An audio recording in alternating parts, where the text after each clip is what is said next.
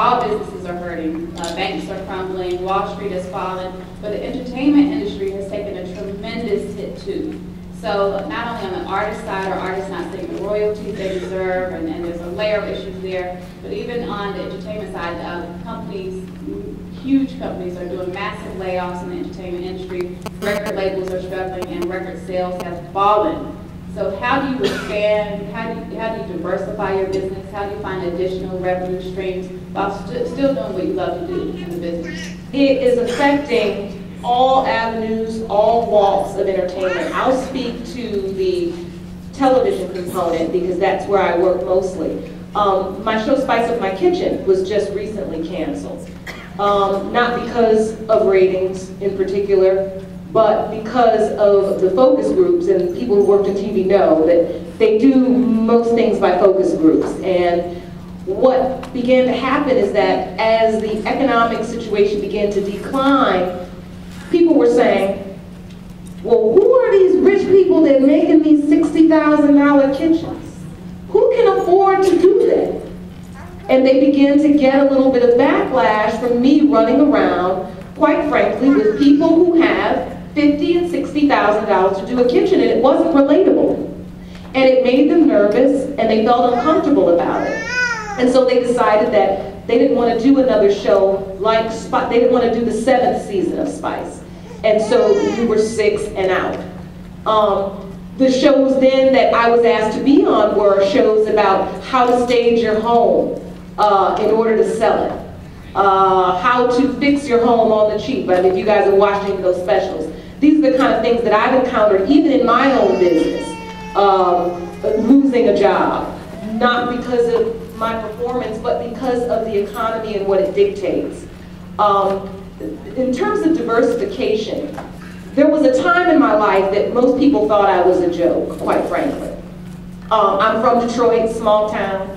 Not small town, but small town feel. You know, you go to work, you get your gold watch after 50 years, you retire, you know, you work at the plant, you know, you have a middle class house and it's great. And I was always that little girl like, I want to do 5 different things, you know. I want to paint the walls, I want to make a song, then I want to go to dance practice, then I want to be a cheerleader, then I'm going to be a lawyer, then I'm going to, and you know, and most people were just like, she's all over the place. And in short, I just had the gumption as a child to say, I don't care what anyone thinks, I'm just going to do and try everything I want to, and I was blessed to have parents that backed me up. So I was that crazy little girl that instead of getting the clerkship as a lawyer where everyone else did, and going working for the law office and getting the coffee, instead I opened a clothing store because that's what I wanted to do, and that's what I wanted to try. And you know, instead of going and taking the bar right away after you got out of law school, I went to LA and I sang with Dre and Snoop and all that, and I didn't care. I did what I wanted to do. But all of those things and that gumption really translated in my life to be what has pretty much sustained me in terms of my positioning in the business. In that, this is why I can go on CNN and commentate on the law, and then I can host a show on HGTV and design houses. And when that got canceled, I can design houses for private people. When that doesn't work, people actually pay me for me to tell them how to live their best life and how to pursue their dreams. If you follow your passions and you are authentic, I just want to cap off with this because I don't want to be too long. But there was one thing as everyone spoke that I felt like was missing from this. You must be authentic. It's easy to see people who are easy to know who's comfortable in their own skin and who isn't. And if you're not, you're never going to get anywhere, not in the entertainment business. You'll be easily trampled over. And I'll be very frank, I wasn't getting nobody's coffee. And I wasn't getting no faxes.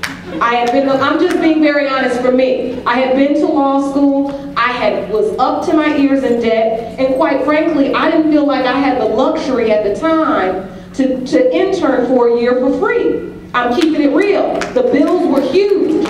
But what I then had to do is be very authentically me and say, you've always had a boss mind, you've always wanted to be an entrepreneur, you got to figure this music business, this entertainment thing out your own way. And this is where being that little girl that does a million different things helped me. Because even though the herd went this way, I went the other way. So instead of saying that I'm going to get the owner of the production company's coffee, I opened a production company. I got my own coffee. Matter of fact, I don't even drink coffee, but I got everything. From the boards, to the roof, to the carpet, to the vintage furniture from the store, to everything, and I did everything.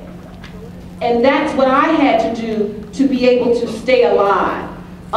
So when we speak about internships and corporate stuff, I'm not a corporate girl. I've never had a job since I was, gosh, I can't even remember. Macy's when I was in college. I've never worked for anybody. And I wasn't long before I was let go of that. Because it's like, why are you telling me to take lunch when I'm not hungry? You know, I don't want to eat. You know, but don't feel bad. I also got thrown out of nursery school because I didn't take a nap. So this was early on. My parents said they saw this coming. You know, why are we taking a nap? We're not tired.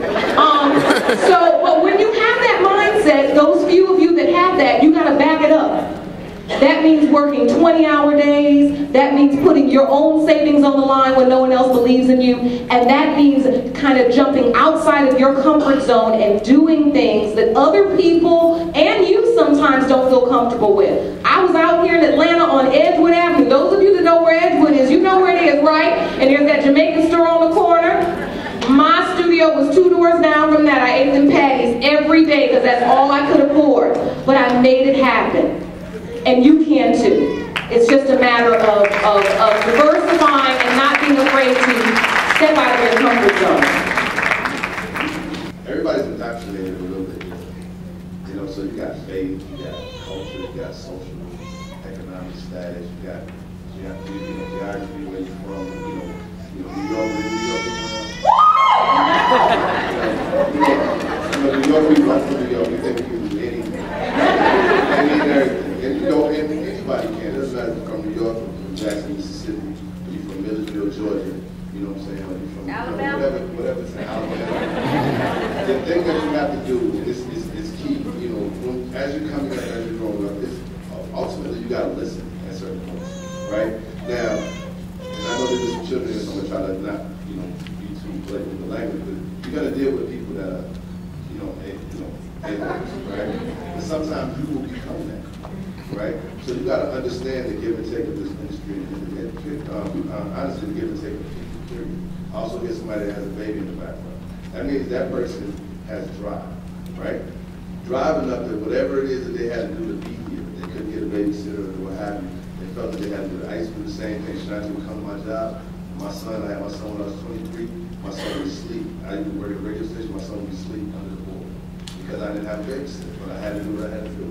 You know what I'm saying? So what she's saying is, in diversifying, you also got to have drive. Your drive is not arrogance. Your drive is not entitlement. Your drive is something that says, like Terrence said, it's purpose. Point blank period. Now we can't define it. Everybody can't. I can't wrap drive up and give it to you. It's something that happens in your life, and it also changes at different points in your life. You might go through something in college. You might send your drive in the wrong direction. You know what I'm saying? It all depends upon the girth. It's really what you're made of, what you built of. That's a process in itself. So in diversifying, my aunt used to work in IBM, and she was straight corporate. But my upbringing is a little bit different because my parents were Black Panther Party members and the whole thing. I was raised in a whole different mentality. So my aunt was like, my aunt was considered, my mother in them schools. She goes to BMW, Mercedes, she goes to IBM, what happened. And so I was always caught in that cross section. So I was out here doing this, training militarily.